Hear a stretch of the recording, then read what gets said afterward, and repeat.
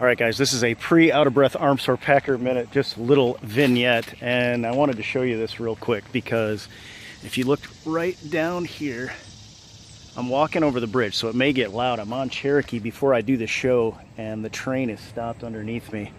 And I just wanted to tell you quickly how tempted I am to jump down onto that train. Like, it's literally like about an 8-footer or so. It's not directly underneath me, otherwise I'd be even more tempted.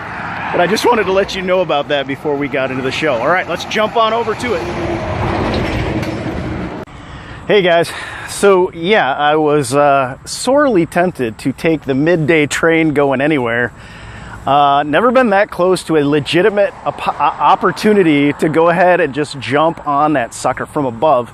Now, there have been trains that have rolled down with doors open that have tempted me as well. I don't know. Maybe it's just me. Maybe nobody else out there feels like that. But I walked by it and I was like, man, there's like this ladder and everything there. And it would just be like the movies. Anyway, this is the Out of Breath Armsor Packer Minute, the show where I walk around the neighborhood talking about the Packers. And you watch to see if I get stampeded by a Mustang. It's a beautiful day today, and I want to talk about the wide receiver position, which I think has changed a little bit. And the main thing I think it's changed, and the main reason for that, I believe, is this injury to Malachai Dupres. Coach McCarthy said last week that he did send in the hit on Malachai Dupres with the belief and understanding that it was illegal to be evaluated by the league. Dupres was out of the hospital, was at practice, but is in concussion protocol. So the big thing to me is you're entering your second preseason game right now. Malachai Dupres, and the concussion protocol, and I don't have statistics on this, but I am always expecting when a guy is in concussion protocol anymore, at least with the Green Bay Packers, for him to be out for at least 2 weeks. I mean, that's just what I'm thinking. And nobody has said anything. The organization can't say anything because Malachai Dupres, it's up to him. It's up to him getting better and passing his protocol tests to get back on the field. But I think this is a big setback for a really intriguing prospect.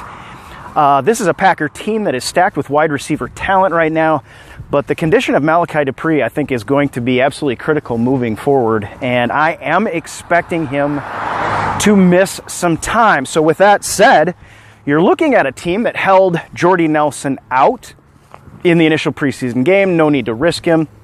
He's had thousands of reps with Aaron Rodgers and doesn't need to go out there necessarily with Brett Hundley. You're not going to gain anything from that. You have Randall Cobb did go out and play, caught his pass. I'm expecting to see less and less of him, less and less of Davante Adams. Davante Adams did have his drop, but he had the big comeback catch later on for like 18 yards or whatever it was. And these are veterans now on our team. Now, Davante Adams, I expect, may have some more reps, but I've got to think that Randall Cobb, if you can get some guys working into that slot position, Randall Cobb, there's no real need for him to have a bunch of reps anymore. So as we move forward, and you know, the third game is usually the dress rehearsal. So that's where Randall Cobb is going to be in there. That's where Davante Adams are going to be in there quite a bit. In the meantime, I think, and this is just the way I see it, what we saw out of these young wide receivers is they need more reps. Like, these guys deserve more reps. And if you're satisfied with what Randall Cobb did and what Davante Adams did last Thursday night, then there's really no reason to risk those guys at this point. You know, all you're doing is risking them, and your trade-off is you have less evaluative material for the young wide receivers. So now we're looking at Geronimo Allison. He's going to miss the first game. You're looking at Geronimo Allison. You got Trevor Davis now with the punt return, 68-yard punt return. And again, he's like everyone else. Allison had a drop, had a great catch. Trevor Davis had a drop, had a great catch. Jeff Janis had a drop, had a great catch. But you got those three guys. You got Malachai Dupres because he's out. But you have D'Angelo Yancey in that mix, and Michael Clark in that mix as well. This is a handful of guys, all of which had their drop, but had their big play. And what I said this morning on Good Packer Nation Morning is I'm looking for consistency and a splash play. I think the closest person to that right now is Trevor Davis.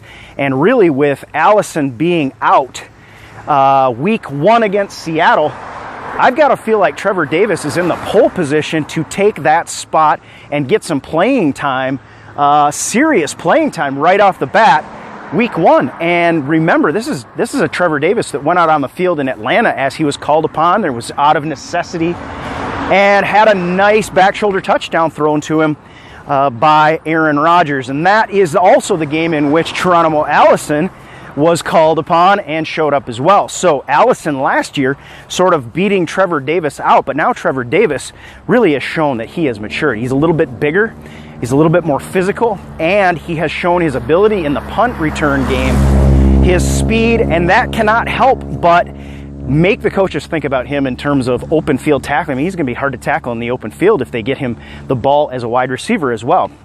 Right now, I've got my eye on Trevor Davis as a big part of a Packers hopeful win over the Seattle Seahawks in week 1. Now, that said, there's still, if you're kind of, you figure they're going to hang on to Allison, you figure now they're probably going to hang on to Trevor Davis. You still got 3 guys down there. You got, what are you going to do with Michael Clark, 6'6", touchdown catch from Taysom Hill in this past game against the Eagles. Really a thing of beauty, to be quite honest, and really showed a lot of promise. He had been doing that before that. Aaron Rodgers said he just needed to work on his consistency. And when you show it in the game, that's when the coaches really start to take notice. So where do we go from here? I've got to feel like Jeff Janis now is kind of on the bubble. Even though he had the beautiful touchdown catch from Brett Hundley, I've got to feel like Michael Clark is kind of moving up and opening some eyes. I've got to feel like Trevor Davis is definitely kind of a lock at this point. Janis, to me, is the one that's on the bubble.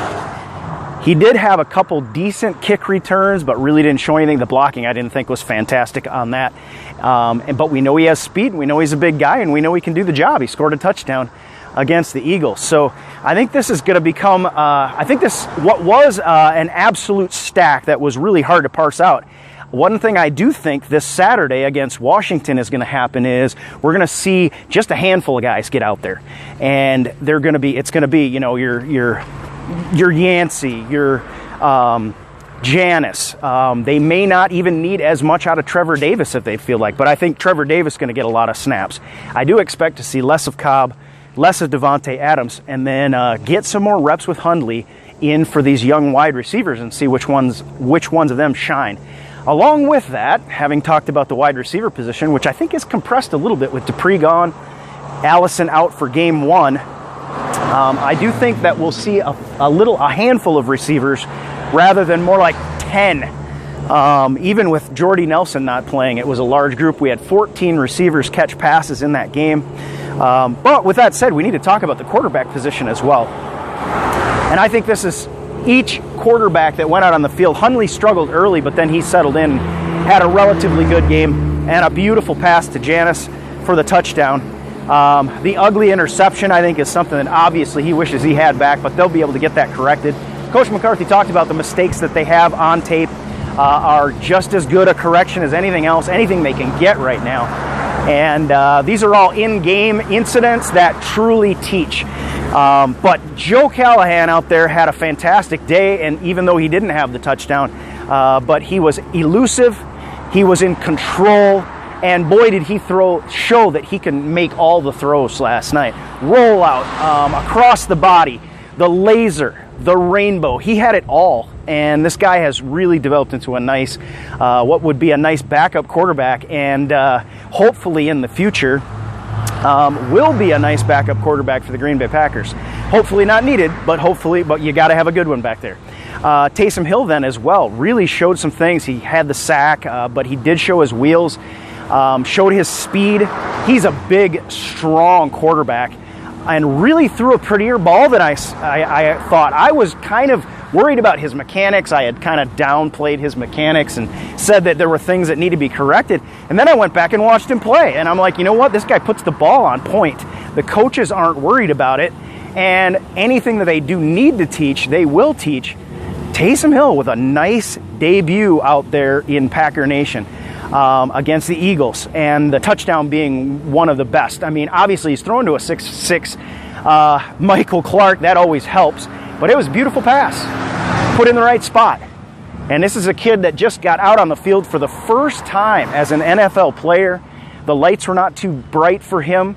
The stage was not too big, and really turned in really a nice showing preseason week 1. So I'm super stoked about these two position groups and their chance to go out, show more consistency.